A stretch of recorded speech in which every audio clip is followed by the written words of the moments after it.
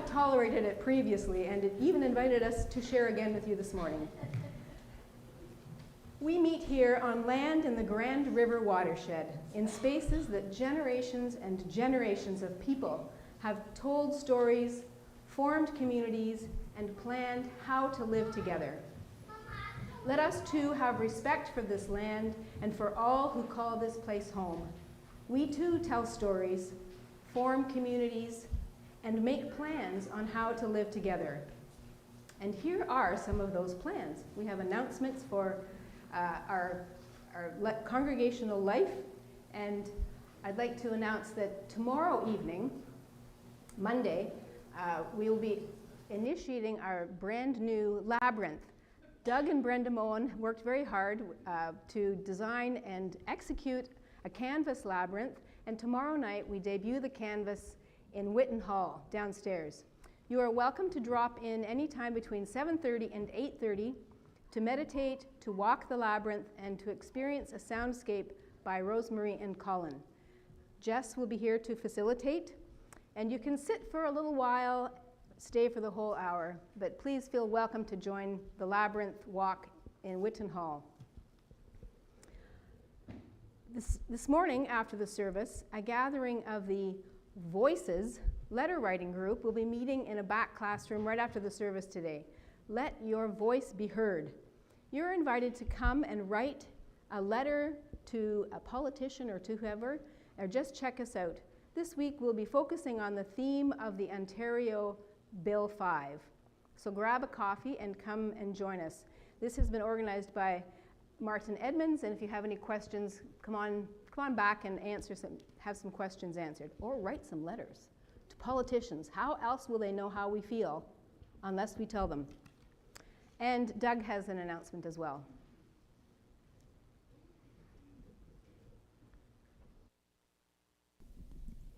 Is this on? Okay, good. Are you seeking spiritual nourishment and social connection outside our Sunday services? Are you curious about life's big questions and want a friendly place to explore them?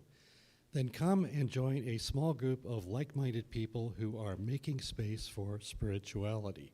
Okay, so the Making Space for Spirituality has been running for 2 years, and we have multiple small groups of people who meet on a monthly basis and discuss basically life's big questions in a sort of like an intimate and friendly and confidential environment. So if you're interested in joining a group like that, then come and talk to me after the service. Thanks, Doug. We also are continuing to collect toiletries and other personal hygiene items for gift or baskets for a local shelter. So that continues another week or two, I believe. Our words of focusing and centering this morning are written by Kathleen McTeague out of the hymnal. We come together this morning to remind one another to rest for a moment on the forming edge of our lives, to resist the headlong tumble into the next moment, until we claim for ourselves awareness and gratitude, taking the time to look into one another's faces and see there communion, the reflection of our own eyes. This house of laughter and silence, of grief and joy, of memory and hope, is hallowed by our presence together. Our opening song is written by Coco Love Alcorn. She's an Owen Sound singer-songwriter, has a deep intuitive sense of themes that draw people together through music. This song, The River, recognizes the healing power of nature and of being near water. The words for the chorus are printed in your order of service, and this seems the perfect song as a bridge between last week's water communion and the theme of the river. See the river? It's a metaphor. And so we'll satin. We'll sing the chorus twice to begin and invite you to sing along, Ivan and I will sing the verses. And anyone who would like to join at the front, come and join us. I'm going to put this here.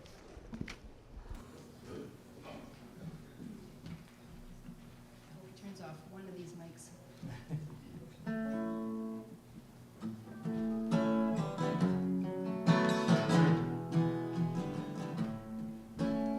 Water, heal my body. Water, heal my soul. When I go down to the water, by the water, I feel whole. Water, heal my body. Water, heal my soul. When I go down to the water, by the water, I feel whole. The river is a healer. The river is a sage. The river knows no end, and the river feels no age.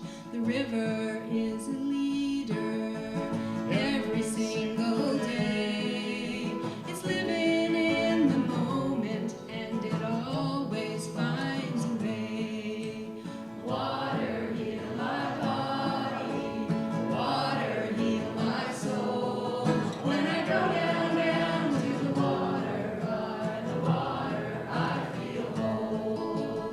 Water, heal my body. Water, heal my soul. When I go down to the water, by the water, I feel whole. The river calls me over. It's calling out my name. In the day and in the night, I hear that river all the same. It's calling me over, calling out my pain. Oh, a river gathers tears just like a river gathers rain. Water, heal my body. Water, heal my soul. When I go down to the water, by the water, I feel whole. Water, heal my body. Water, heal my soul. When I go down to the water, by the water, I feel whole. The river is a traveler, always on the go. Oh, a river never worries if it's fast or if it's slow. River, take me to where I need to go. Oh, and I will just relax and let the river flow. Water, heal my body. Water, heal my soul. When I go down to the water, by the water, I feel whole. Water, heal my body. Water, heal my soul. When I go down to the water, by the water, I feel whole. Thank you.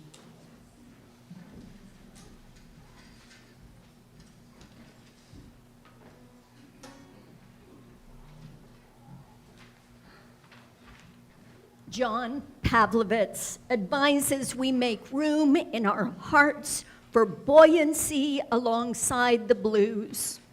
He writes, "We have to nurture the goodness inside us despite the outside badness, to not be defined by how many things we hate.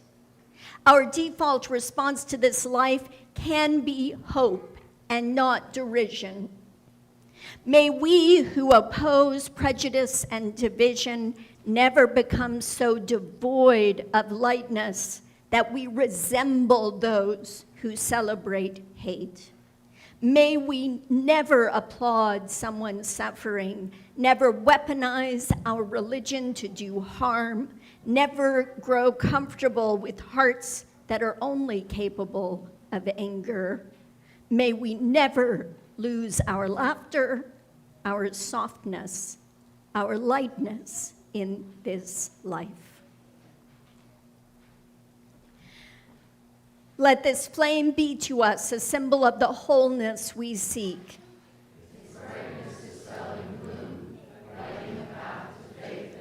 Its glow reminding us of the sacred bonds which link us to all people. Its radiance calling us to seek justice, equity, and compassion for all the world. Love is the doctrine of this church. The quest for truth is its sacrament, and service is its prayer. To dwell together in peace, to seek knowledge in freedom, to serve humanity in harmony with the earth. Thus do we covenant together. Children of all ages are invited forward for a special story with Nick.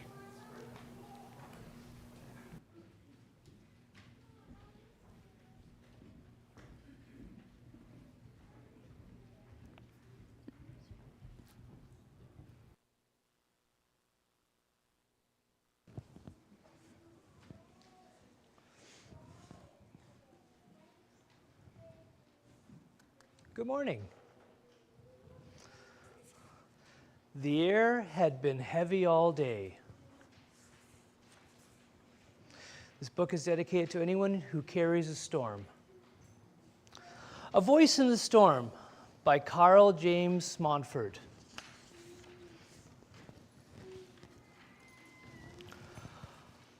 I think a storm is on the way, Rat, Jackdaw said. I can feel it in my feathers. Rat responded with a great sigh.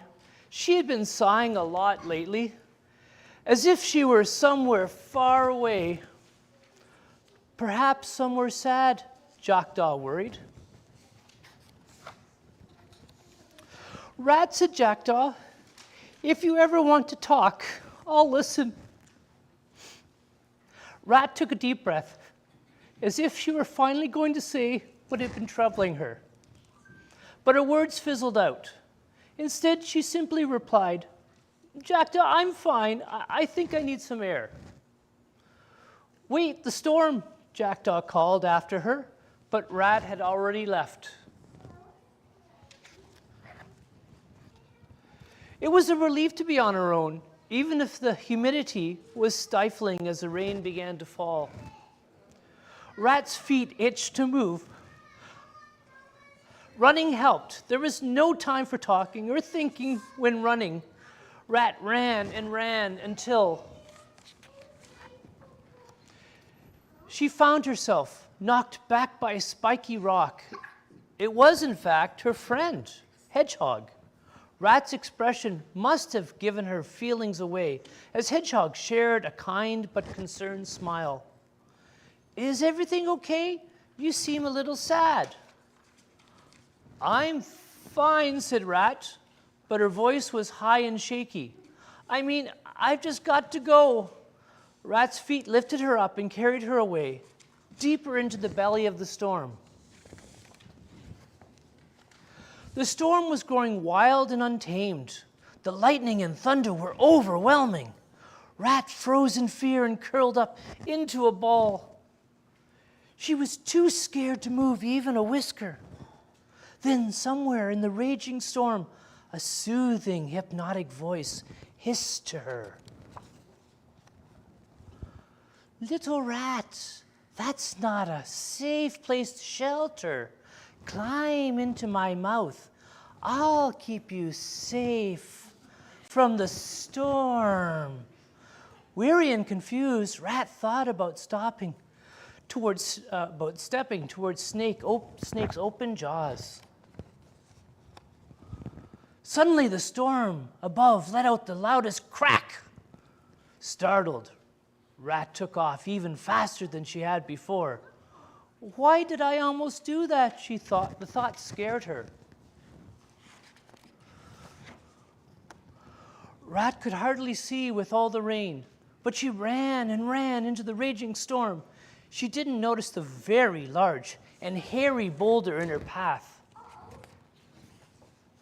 Until thump! It was no boulder, but a great big bear. Oh dear, Rat whimpered. I'm no deer, Bear mused. Please don't eat me, Rat said. I am too tired to run anymore. Bear gave Rat a long and thoughtful look. How strange we are when we are lost. I don't know about you, but I think we should find some shelter.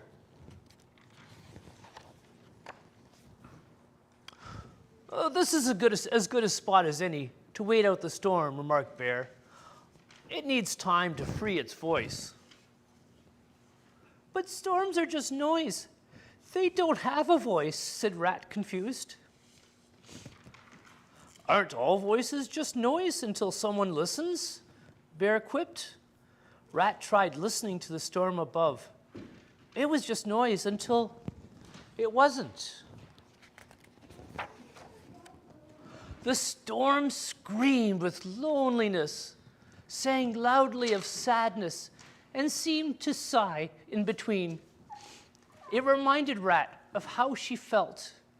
Rat, Bear said, do you want to talk? No, maybe. I'm not sure how to start, Rat's voice cracked. Just make a noise, Bear said before roaring into the storm above. You try, be a voice in the storm. Bear smiled. Rat felt silly at first, but the two animals growled and roared into the storm above, joining its chorus. Strangely enough, it really helped. And then the moment came. Rat took a deep breath and spoke. This storm above us, it's like how I've been feeling lately, Bear, as though I've got my very own storm inside. Some days I'm so tired that all I can do is sleep. I care about everything all at once, and yet I don't feel anything at the same time. If I could just get the storm inside me to be quiet for a little while, I might remember how to not feel like this anymore. It's not easy carrying a storm inside, said Bear. Even more so when you keep it all to yourself. Look, the storm seems to be getting quieter now. Climb onto my back and I'll help you get home. No, it's okay. You've been so nice to me already, and I don't want to burden you with me anymore, Rat said sadly. Little Rat, asking for help takes a lot of courage. But letting someone help, well, it takes worlds of the stuff, said Bear. Rat felt tears escape from her eyes. Crying is a wonderful way to soothe ourselves when we've been dealing with something too big, too much, or for too long, Bear said.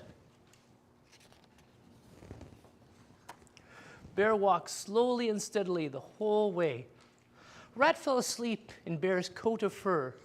It was the first time she truly rested.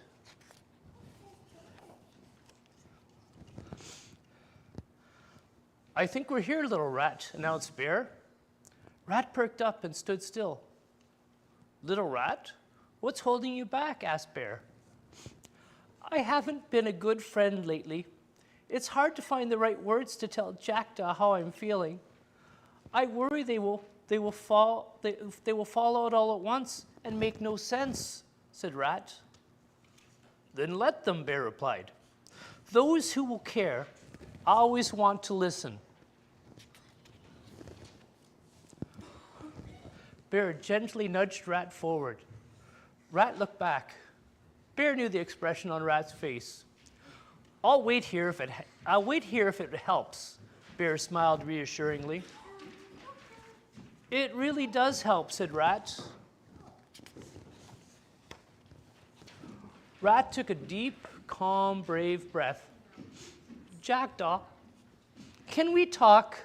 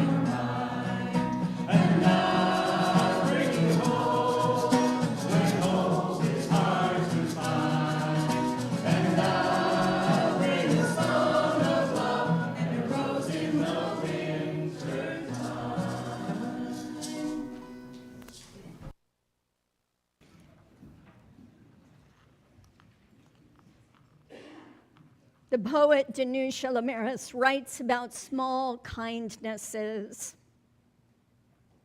I've been thinking about the way when you walk down a crowded aisle, people pull in their legs to let you by. Or how strangers will say, "Bless you," when someone sneezes, a leftover from the bubonic plague. Don't die, we are saying. And sometimes, when you spill lemons from your grocery bag, someone else will help you pick them up. Mostly, we don't want to harm each other. We want to be handed our cup of coffee hot and to say thank you to the person handing it, to smile at them and for them to smile back, for the waitress to call us honey when she sets down the bowl of clam chowder, and for the driver in the red pickup truck to let us pass. We have so little of each other now, so far from tribe and fire, only these brief moments of exchange. What if they are the true dwelling of the holy, these fleeting temples we make together when we say, "Here, have my seat. Go ahead, you first. I like your hat." We gratefully welcome your offerings for the support of this self-sustaining congregation. As we pass the plates from hand to hand, we are reminded of our gratitude to the many kindnesses and contributions, the generosity of online and pre-authorized financial donations, the volunteers who donate time, energy, and expertise, and for our diligent staff and leaders. Generosity is more than a kindness. It is a sign of hope and reminder of abundance. We take up now the offering.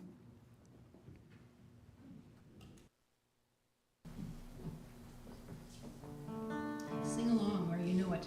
You may know a few of the words. That's right. We added some new ones. Love something if you give it away, give it away, give it away. Love something if you give it away, you end up having more. It's just like a magic penny, hold it tight, you won't have any. Lend it, spend it, and you'll have so many. Roll over the floor. Love is something if you give it away, give it away, give it away. Love is something if you give it away, you end up having more. So let's go dance until the break of day. If there's a fight for a week in pay, love is something if you give it away, you'll end up having more. Food tastes better when you pass it around, pass it around, pass it around. Food tastes better when you pass it around, it always seems like more. It's just like a loaf of rye bread, hold it tight, it ends up dry bread. Ends up inside bread, till everybody's full. Love something if you give it away, give it away, give it away. Love something if you give it away, you end up having more. Every Sunday here at GRU, we say love's the doctrines of this crew, then we think how to make all that come true. At home, at work, at play. Love is like magic mathematics. 1 plus 1 plus 1 equals 6. If something is broken, then love is the fix, and we'll end up having more. Love something if you give it away, give it away, give it away. Love something if you give it away, we'll end up having more.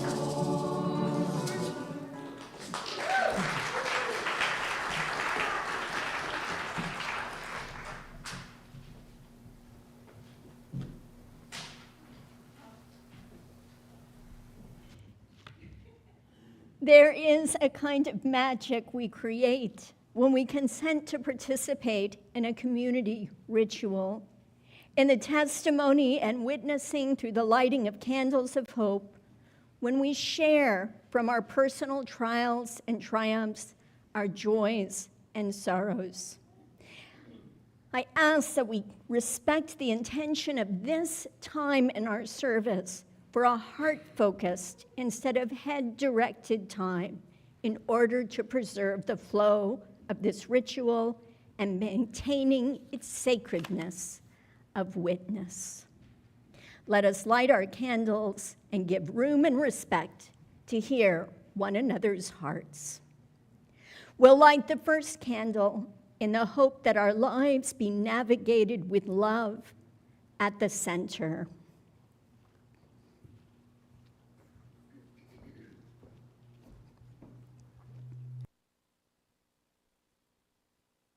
I've been asked to light a candle in honor of Lisa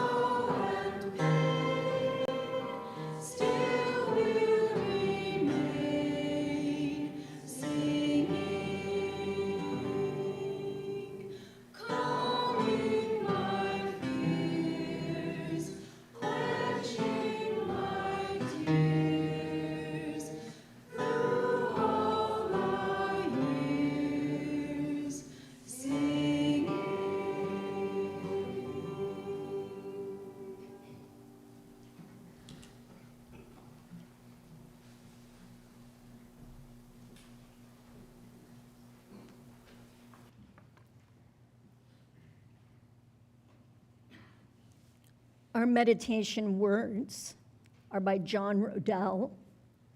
It's called Wonder Ache.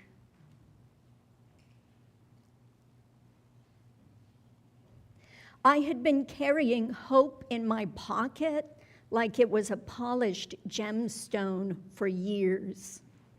Whenever trouble came, I'd squeeze hope tightly in my shaking hand, and I could feel it bump against my palm like a newborn heartbeat. That's how I knew that I was safe. Recently, though, I somehow lost my hope. I have no idea if I put it down somewhere or it slipped out while I was fumbling for my keys. Without being able to hold on to hope, I soon became lost myself. After a while of wandering in the wild on my own, I bumped into Hope, who looked so different. Hope was no longer a little gemstone that could fit in my pants pocket. Hope was now a wide stream cutting through the woods. I thought I lost you, I admonished. The river grabbed a couple of rainbow trout and used them to smile at me. Lost me, the water babbled. That's impossible. Well, 1 minute I was holding on to you, and the next you were gone. I needed to change forms, Hope replied. Why? I asked. Because you've carried me for so long that I decided we should try something different. What's that? I thought I would take a turn carrying you for a bit. The river rose up around me and pulled me gently onto my back. I was floating.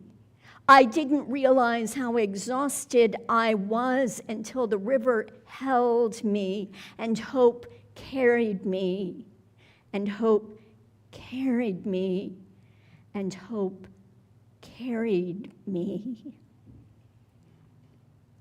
Now, whenever trouble comes, I just spread my arms open and let Hope wrap me up in her slow water. And I can still feel it pulse against me like a newborn heartbeat. That's how I know that I'm safe again. I don't know where we are going. Hope and I still appear to be lost, but at least we are together. Maybe we will stay out here without a map for a while longer. Funny enough, I'm in no rush to get to our destination because it has been so long since I've felt held by anything. And now, think I could really start to get used to it.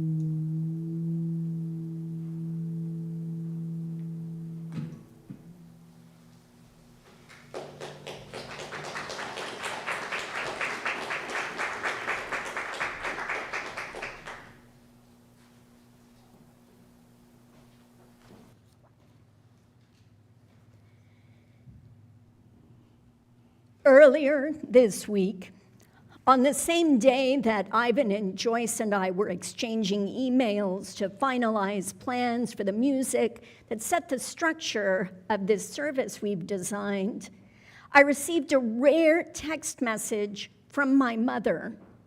A single picture, no caption.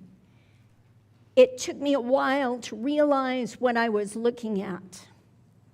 One leg of my mother's grand piano, an imposing, glossy, black behemoth that takes up the entire front room of her small Texas home, has broken through the wood flooring.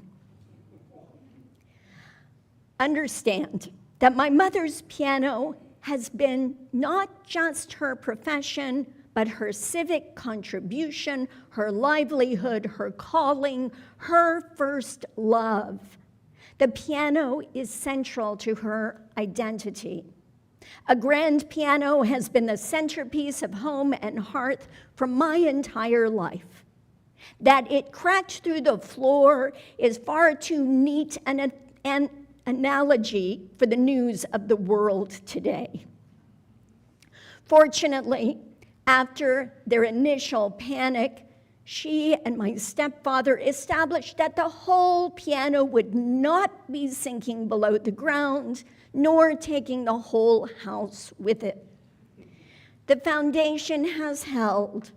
Neither my mother, as upset as she is, nor the piano, as lopsided as it now is, are in danger, though they cannot access the front door for now, and there's a lot of work, time, and expense ahead of them. The foundation has held, though what will be rebuilt and how and by whom is yet uncertain. From the book of Ezra in Judaic scripture comes the story of how the people returned from decades of exile to witness the rebuilding of a foundation on the ashes of the ruins of their previous temple. Chapter 3 describes the crowd's mixed reaction. Many of the elders, the seasoned saints, the priests and family heads who had seen the former temple wept aloud when they saw the foundation of this temple being laid, while many others shouted for joy, so that the people could not distinguish the sound of the joyful shout from the sound of the people's weeping. For the people shouted so loudly that the sound was heard from far away. Imagine the scene. How, as the poet William Blake says, joy and woe are woven fine. An exiled generation, strangers to their own land, returning to their ancestral home. Those who have survived, now ready to thrive, expanding back into freedom and trust, cheering the renewal, the rebuilding, the rejoicing for the beauty of what will be.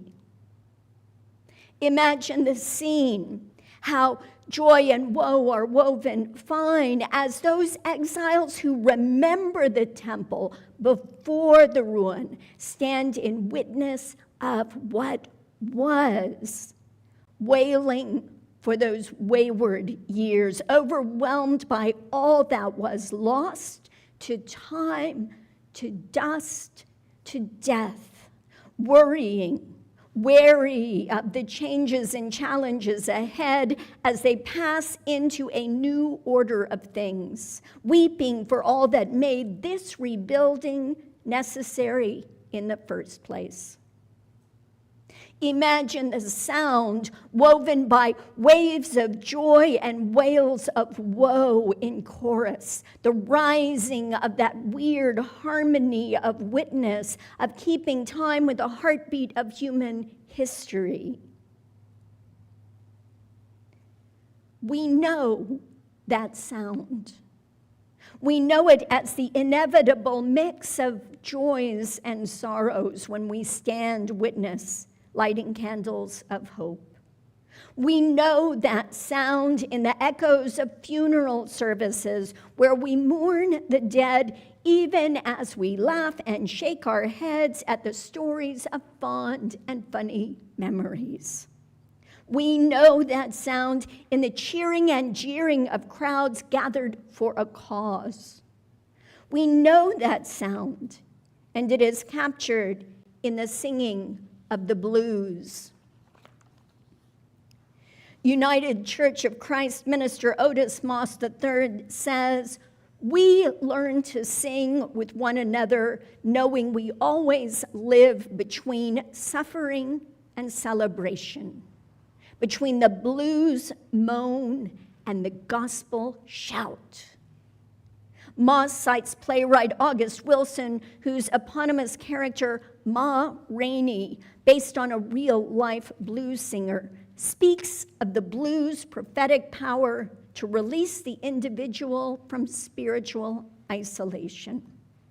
Ma says, "The blues help you get out of bed in the morning.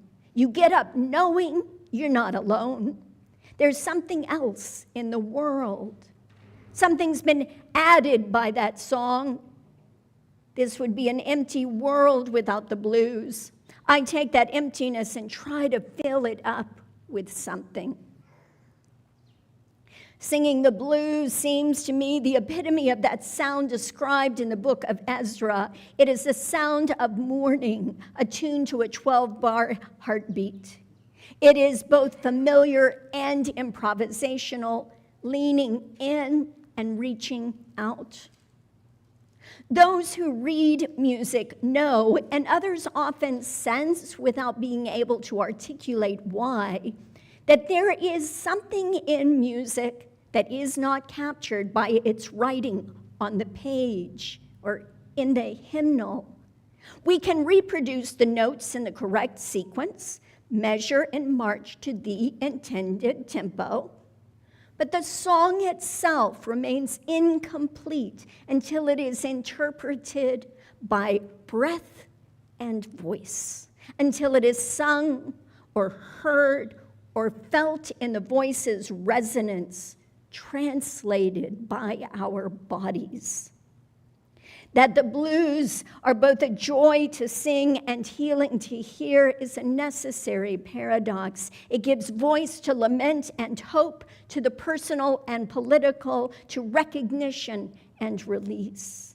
The blues is the sound of the crafting of foundations of a possible future from the ashes of before. Every day, scrolling through the news, I reel with the weight of it. A kind of 600-plus pound piano falling through the floor kind of heaviness, a fear of free fall, that we are all going to get sucked below into a hellish vortex, buried alive by the house that we did have a hand in building. And just as surely, if I am wise enough in the course of the day, or even if I can only manage to be here on a Sunday morning, I set aside the doom scrolling and allow myself to rest in this consolation, that love is the doctrine of this church. And where there is love, there is hope for restoration. This week, the left leg of my mother's piano fell through the floor. Neighbors came over to lift and scoot the 88-toothed mammoth toward a reinforced corner where it and the rest of the floor is safe for now. They placed barriers around the hole so it can swallow no other legs. The floor will be repaired or replaced. But the gravity of the situation took nothing else with it. It will be frustrating.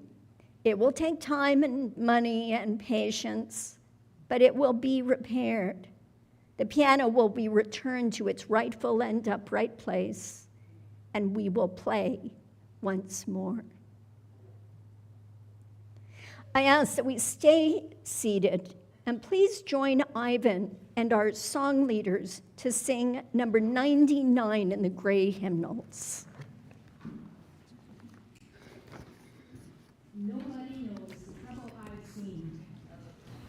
And as even seated, I invite you to embody this song by either snapping or tapping, slapping your thigh or swaying. Feel this, embody this song.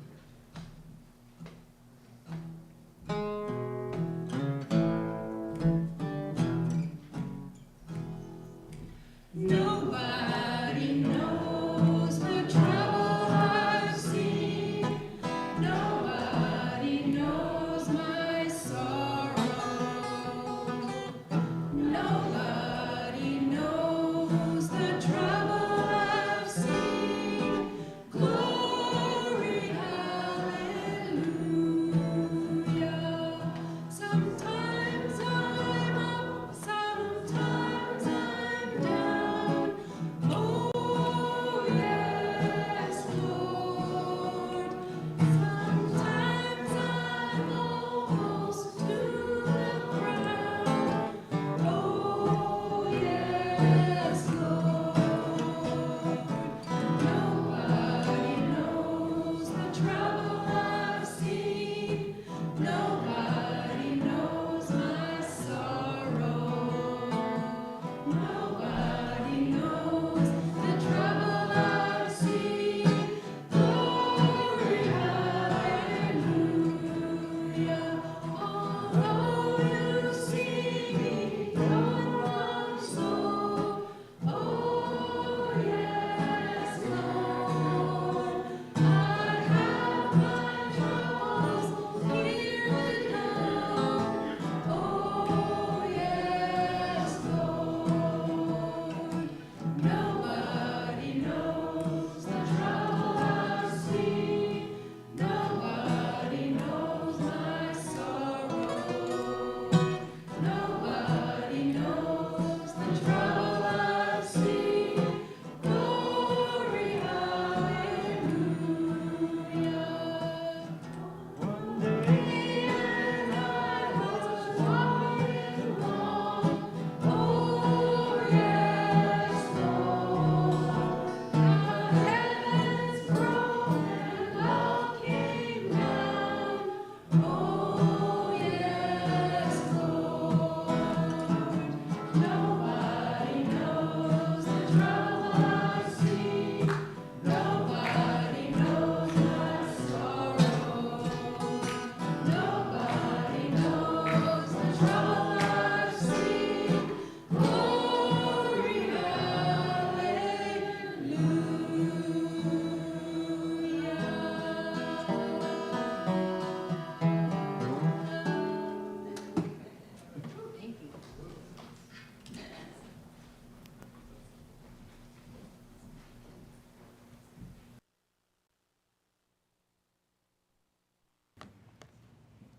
The title of the Gray Hymnals you've held in your hands describes Unitarian Universalism as a living tradition. As such, it is embedded in our faith movement that we periodically review and renew our foundational assumptions. The Canadian Unitarian Council has done this in recent years, adding to our sources and principles a statement of 5 aspirations and adopting an 8th principle. You can find all this on a page in the front of each hymnal. Last year, our sibling organization, the Unitarian Universalist Association of the USA, adopted a reimagining of that familiar statement of 7 principles and 6 sources at its national level, to be restated as a series of 6 shared values with love at the center. The shared values that surround love can be remembered with the acronym JETPIG.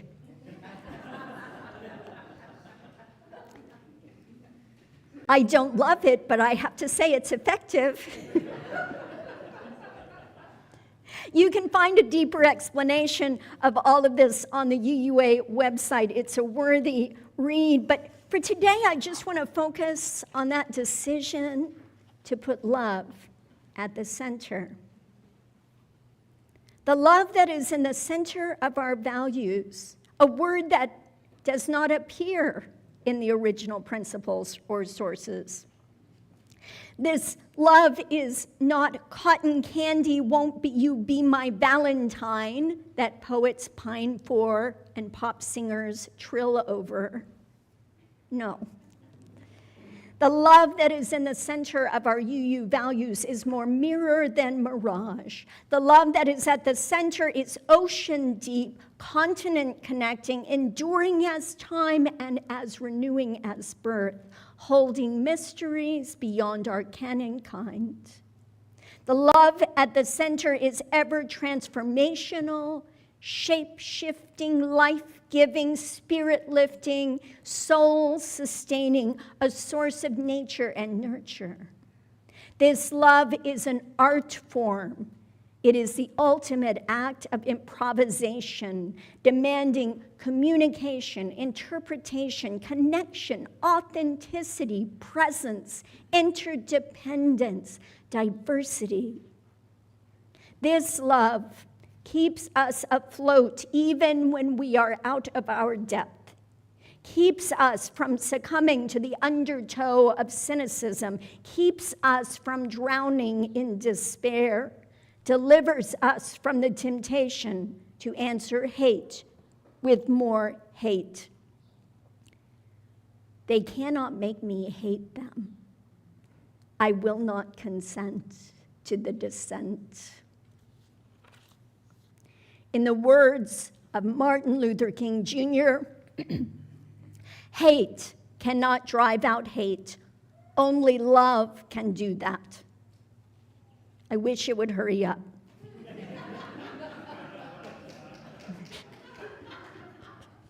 In the South, you'd be doing hallelujah, but that's okay. We clap. In the words of Brene Brown, you've got to live love to give love. In the words of our weekly affirmation, love is the doctrine of this church. The oceanic love that is at the center of our values is a spiritual practice that from a distance may sound like noise and chaos, but up close we recognize as both that gospel shout and the blues moan. Instead of dwelling in despair or taking uncertain refuge in cynicism, I will find solace in that blues moan, shed my tears for what is lost, and take comfort that there is company of voices raised with mine. And the time will come again when we may shout with joy instead of outrage. And we will look back and tell the stories of this time as we too venture into a new order of things. Let those stories tell how we centered ourselves in love, healed ourselves with songs and words and art and movement. Believe that we can begin again in love. I want to close with a story that Otis Moss III tells of being awakened in the middle of the night by an unfamiliar noise in the house. You know, that alarming, unsettling understanding in half sleep that someone somewhere is rustling about in the dark. He gets out of bed to find its source. He says, just like a good preacher, I grabbed my rod and staff to comfort me, that is, a clumsily wielded baseball bat. I went walking through the house, and then I heard the noise again, and I made my way down the hall and peeked into my daughter's room. There was a 6-year-old girl dancing in the darkness, just spinning around, saying, "Look at me, Daddy." I said, "Michaela, You need to go to bed. It is 3 a.m. You need to go to bed. But she said, no, look at me, Daddy, look at me. And she was spinning, barrettes going back and forth, pigtails going back and forth. And I was getting huffy and puffy, wanting her to go to bed. But then love spoke to me at that moment. And love said, look at your daughter. She's dancing in the dark. The darkness is around her, but not in her. But she's dancing in the dark. If you dance long enough, weeping may endure for a night, but joy will come in the morning. It is our job to teach the congregation to dance in the dark. Do not let the darkness find its way in you, but dance in the dark. May it be so.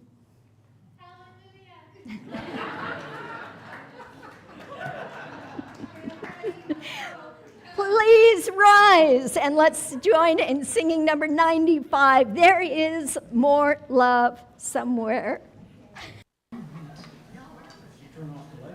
Yeah.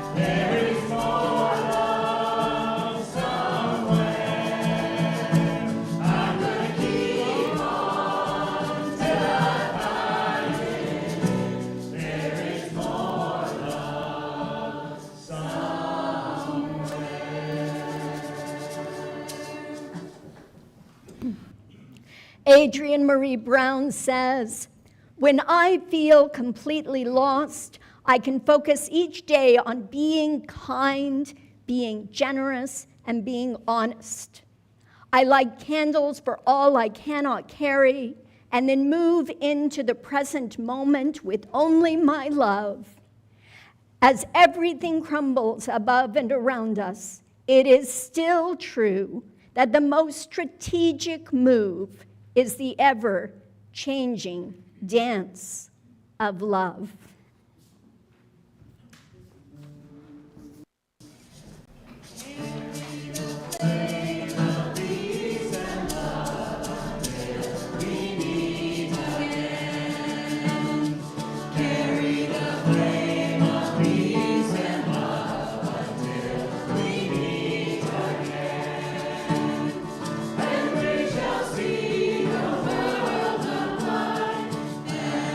World of